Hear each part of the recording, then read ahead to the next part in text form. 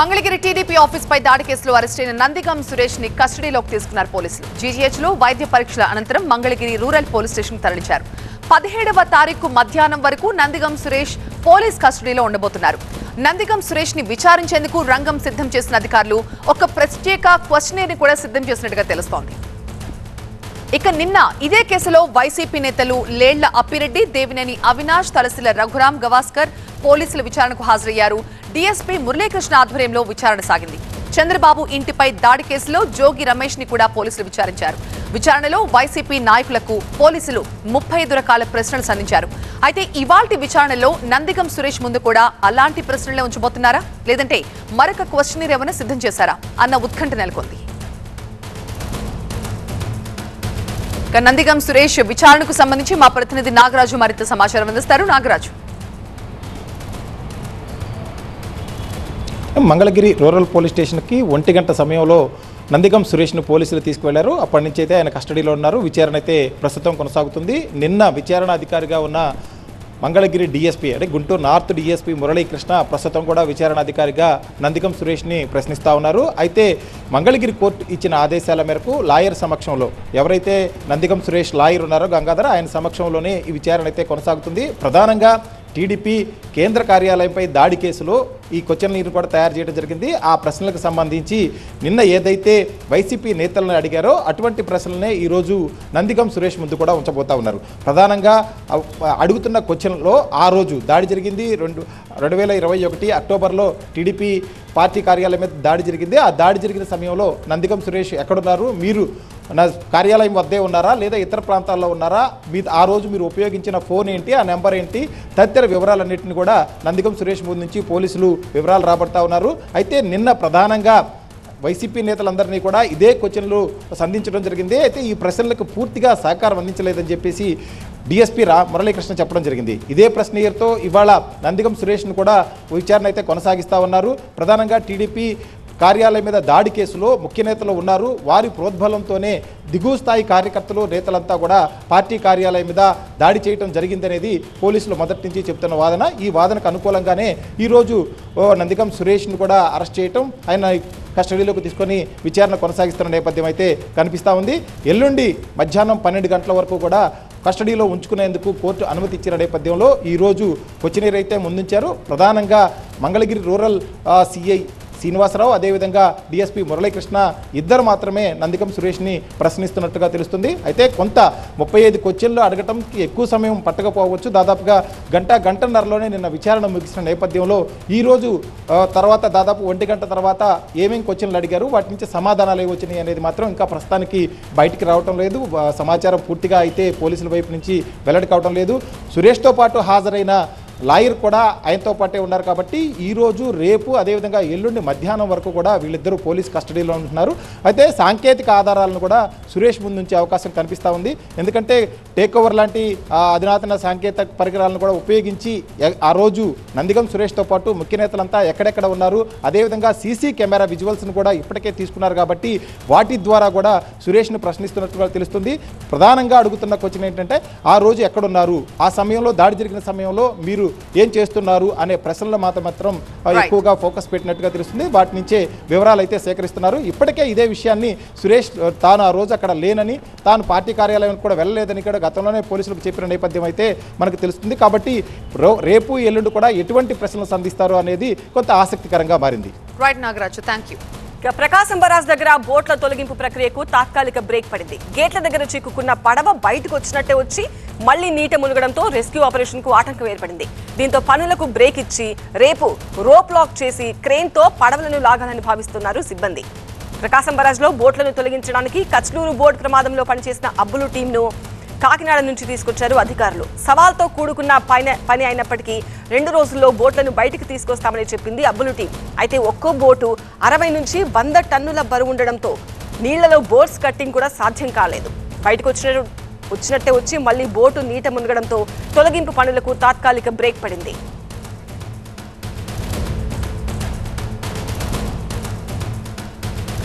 బోట్ల తొలగింపు ప్రొసీజర్ గురించి మరింత సమాచారం టీవీ9 ప్రతినిధి శివకుమార్ అందిస్తారు. శివకుమార్, ఇంకా ఇవాళ పనులు ఆపేసినట్టేనా, మరి రేపు ఏ టెక్నాలజీ ఉపయోగించి ఎలా తీయబోతున్నారు? ప్రకాశం బ్యారేజీ వద్ద చిక్కుకున్న పడవల ప్రక్రియ అయితే సవాలుగా మారిందని చెప్పుకోవచ్చు. అధికారులు ఇప్పటి వరకు 3 రకాలుగా ఆ పడవలను తీసేందుకు ప్రయత్నించి విఫలమైన నేపథ్యంలో కొత్త విధానంతో రేపు పడవలను తొలగించే ప్రయత్నం అయితే చేస్తూ ఉన్నారు. ప్రస్తుతం రేపు వాటర్ లోడింగ్ ప్లానింగ్ అనేది ప్లాన్ చేసి రేపు ఆ పడవలను తొలగించే ప్రయత్నం అయితే చేస్తున్నారు. దీనికి సంబంధించినటువంటి ఏర్పాట్లు కూడా ముమ్మరంగా కొనసాగుతూ ఉన్నాయి. మరోవైపు ఈరోజు ఆదివారం కావడంతో ఆ బోట్లను అక్కడే నిలిపివేసి కొంత తాత్కాలికంగా బ్రేక్ ఇచ్చారని చెప్పుకోవచ్చు. రేపు ఈ యొక్క కార్యక్రమాన్ని అంటే ఈ తొలగింపు కార్యక్రమాన్ని స్పీడప్ చేసి ఎట్టి పరిస్థితుల్లో రేపు ఒడ్డుకు తీసుకురావాలి ఒక పడవనైనా అని చెప్పని ఇక్కడ అబ్బులు టీం అయితే ఒక కొత్త ప్లాన్ను సిద్ధం చేసినటువంటి పరిస్థితి ప్రస్తుతం మనం విజువల్స్లో చూస్తూ ఉన్నాం. 2 భారీ పడవలను తీసుకొచ్చారు. ఈ పడవల్లోనే ఈ పడవలను అక్కడ చిక్కుకున్నటువంటి పడవల దగ్గరికి తీసుకెళ్ళి దీనిలో ఈ వాటర్ తొట్టెల్లాగా ఏదైతే ఇసుక తోడేటువంటి తొట్టెలు ఏదైతే ఉన్నాయో ఆ తొట్టెల్లో వాటర్ను ఫిల్ చేసిన తర్వాత ఈ పడవలు అనేవి నీటిలోకి మునుగుతాయి.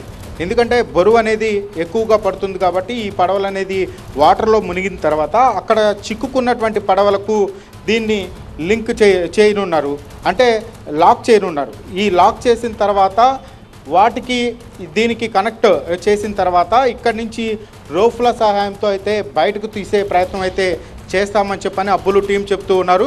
దీన్ని వాటర్తో ఫిల్ చేసిన తర్వాత ఇవి నీటిలో మునిగిన తర్వాత చిక్కుకున్నటువంటి పడవలు కూడా దీనికి లింక్ చేసిన తర్వాత దీనిలో ఉన్నటువంటి వాటర్ను తోడేస్తే దీని బరువు అనేది తగ్గి ఈ పడవలు పైకి లేస్తావు కాబట్టి అక్కడ చిక్కుకున్నటువంటి పడవలు కూడా బయటకు వచ్చే అవకాశం ఉందని చెప్పని ఇక్కడ ఉన్నటువంటి అబ్బులు టీం భావిస్తూ ఉంది. కాబట్టి దీనికి సంబంధించినటువంటి ఏర్పాట్లు అయితే ముమ్మరంగా చేస్తూ ఉన్నారు. ప్రస్తుతం భారీ గడర్లను తీసుకొచ్చి అయితే వెల్డింగులు పెడుతూ ఉన్నటువంటి పరిస్థితి కనపడుతుంది. రేపు ఈ రెస్క్యూ ఆపరేషన్కి సంబంధించినటువంటి ఏర్పాట్లు అయితే ముమ్మరంగా కొనసాగుతూ ఉన్నాయి. ఇప్పటి వరకు 3 రకాలుగా కూడా ప్రయత్నాలు చేసి ఆ ప్రయత్నాలన్నీ విఫలం కావడంతో ఇప్పుడు 4వ విధానాన్ని అయితే అమలు చేసేందుకైతే రంగం సిద్ధం చేసి ఈ యొక్క ప్లాన్ను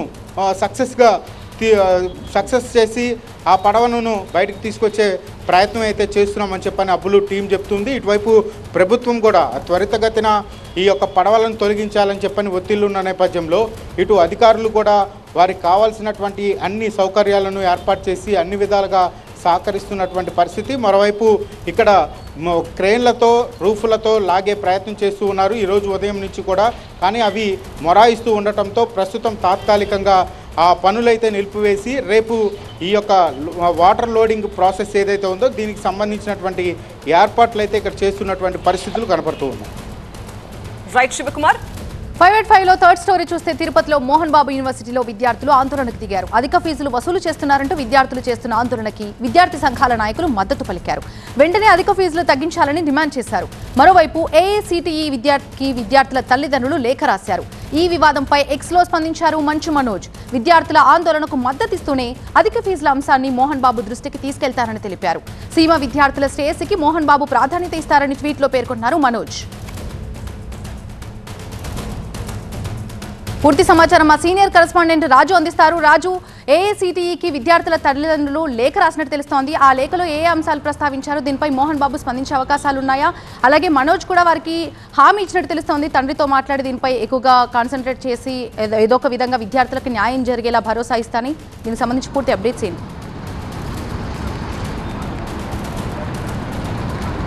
2022లో మోహన్ బాబు సంబంధించిన శ్రీ విద్యానికేతన్ విద్యా సంస్థలు కూడా మోహన్ బాబు యూనివర్సిటీగా మారిన తర్వాతనే పూర్తిగా పట్టు కోల్పోయినట్టుగా స్పష్టమవుతోంది. ఎందుకంటే ఇది నార్త్ ఇండియాకు సంబంధించిన వారి పెత్తనం కొనసాగుతుందని పెద్ద ఎత్తున విమర్శలు వస్తున్న నేపథ్యంలోనే ఇప్పుడు మంచు మనోజ్ చేసినటువంటి ట్వీట్ ఏదైతే ఎక్స్లో పోస్ట్ చేశాడో ఇది వివాదాస్పదంగా మారింది.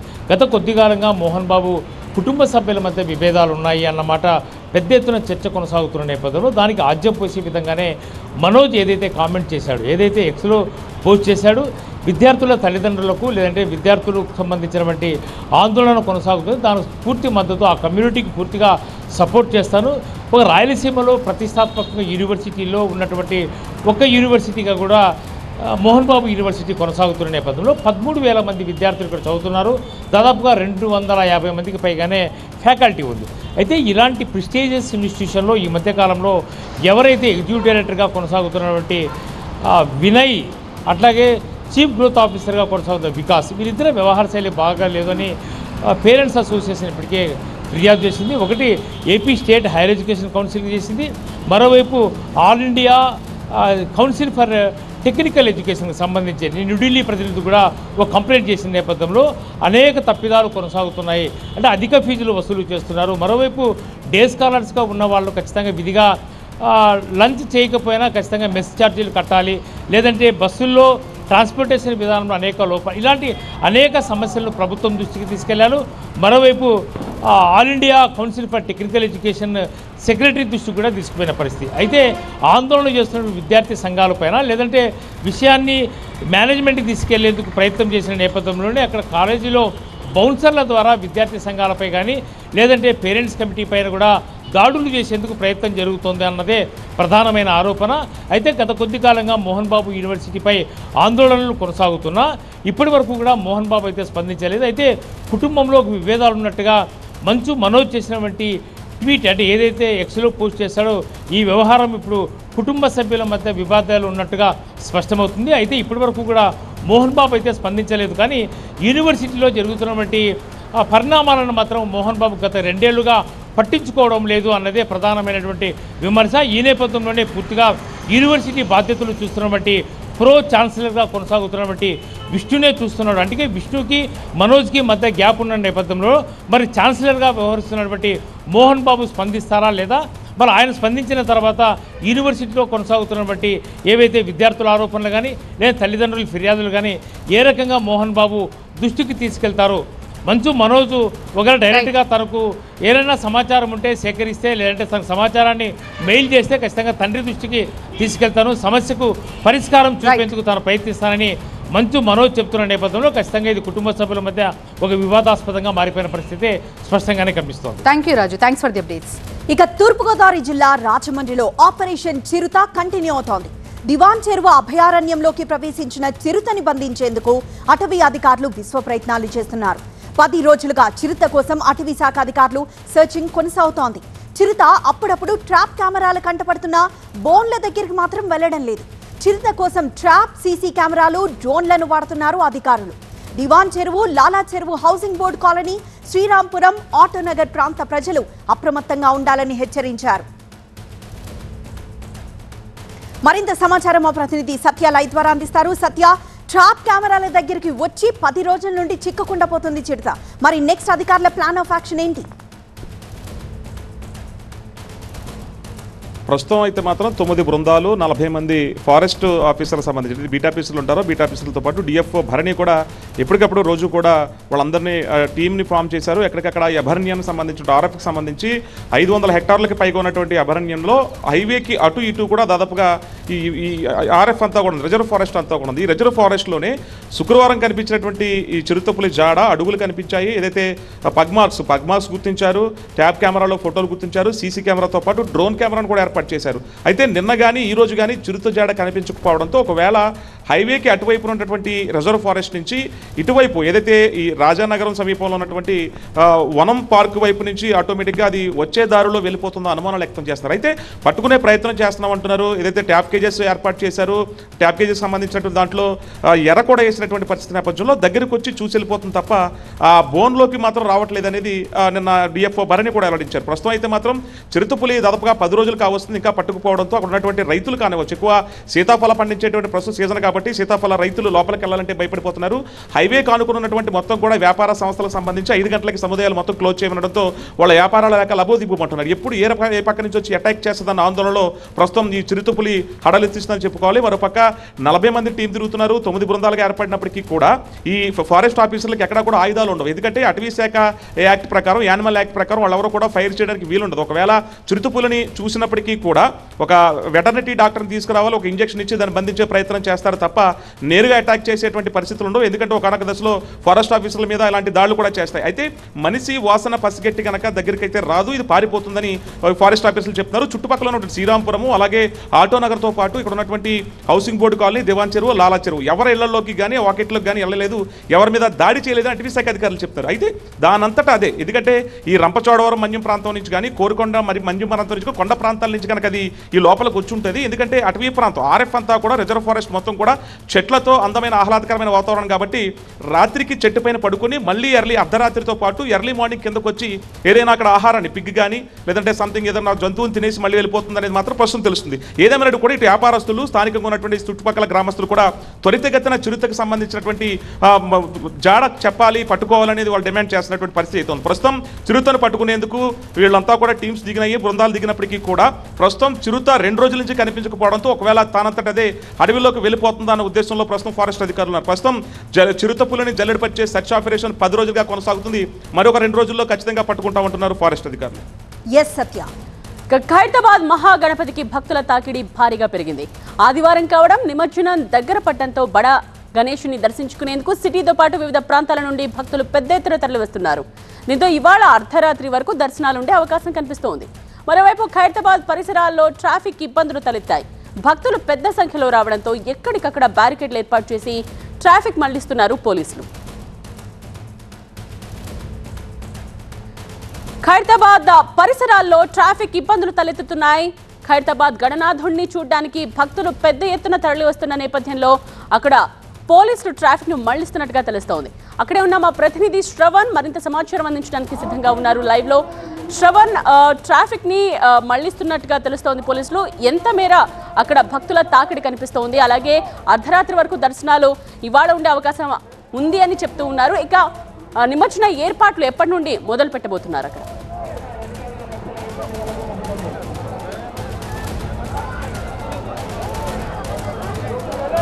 జై బోలో గణేష్ మహారాజ్ కి జై అంటూ ఖైరతాబాద్ గణేశుని దర్శించుకోవడానికి వస్తున్న భక్తులకు ఈరోజు మధ్యరాత్రి 12 గంటల వరకు మాత్రమే సమయం.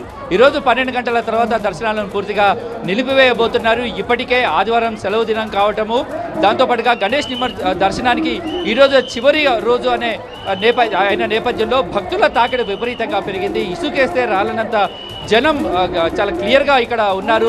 పూర్తిగా కూడా ఇక్కడ ఎన్ని ఏర్పాట్లు చేసినా కూడా సరిపోని పరిస్థితి లాంటి సిచ్యువేషన్స్ ఉన్నాయి. ఆల్రెడీ ఖైరతాబాద్ మెయిన్ రోడ్ మీద కూడా పూర్తిగా ట్రాఫిక్ జామ్ అయింది. మెట్రో స్టేషన్లు పూర్తిగా నిండిపోయి ఉన్న సిచ్యువేషన్స్. మెట్రో స్టేషన్స్లో ఖైరతాబాద్ గణేష్ను దర్శించుకోవడానికి వచ్చే వాళ్ళ కోసం ఏర్పాటు చేసిన ప్రత్యేక ఏర్పాట్లు కూడా సరిపోని ఈ స్థితిలో నిన్న 5 లక్షల మంది భక్తులు గణేష్ ఖైరతాబాద్ గణేష్ను దర్శించుకున్నారు. ఈరోజు సుమారుగా 10 లక్షల మంది భక్తులు ఖైరతాబాద్ గణేష్ను దర్శించుకుంటారని అధికారులు అంచనా వేస్తున్నారు. ఇప్పటికే 6 లక్షల మంది నుంచి 7 లక్షల మంది భక్తులు దర్శించుకున్నట్టుగా అధికారులు అంచనా వేస్తున్నారు. ఈరోజు మధ్యరాత్రి 12 వరకు ఖచ్చితంగా 10 లక్షల మంది భక్తులు ఇక దర్శనం అవుతుందని చెప్తున్నారు. ఇక ఖైరతాబాద్ గణేశుడిని ఈరోజు మధ్యరాత్రి 12 గంటల తర్వాత దర్శనాన్ని నిలిపేసిన తర్వాత అధికారులు ఈ ఖైరతాబాద్ గణేష్ మండపాన్ని స్వాధీనం చేసుకుంటారు. ఇప్పటికే చూడవచ్చు ఖైరతాబాద్ గణేష్ విగ్రహాన్ని తరలించేందుకు ఒక క్రేన్ ఏదైతే ఉందో, టస్కర్ వెహికల్ ఏదైతే ఉందో తెచ్చి సిద్ధంగా ఉంచారు. ఈరోజు మధ్యరాత్రి 12 గంటల తరువాత ఖైరతాబాద్ గణేష్ విగ్రహాన్ని దర్శనాన్ని నిలిపేసిన తర్వాత ఈ గణేష్ విగ్రహాన్ని టస్కర్ వెహికల్కి షిఫ్ట్ చేయాలంటే వెల్డింగ్ల ద్వారా ఈ మండపం నుంచి గణేష్ విగ్రహాన్ని డిటాచ్ చేయాల్సి ఉంటుంది. చూడొచ్చు, ఈ చుట్టూ ఉన్న ఫ్రేమ్కి సంబంధించిన డిటాచ్ వరకు, వెల్డింగ్ డిటాచ్ వరకు మధ్యరాత్రి 12 గంటల నుంచి స్టార్ట్ అవబోతుంది. ఎల్లుండి ఉదయం 4 గంటలకు ఈ గణేష్ విగ్రహాన్ని టస్కర్ వెహికల్కి షిఫ్ట్ చేసి నిమజ్జనానికి తరలిస్తారు.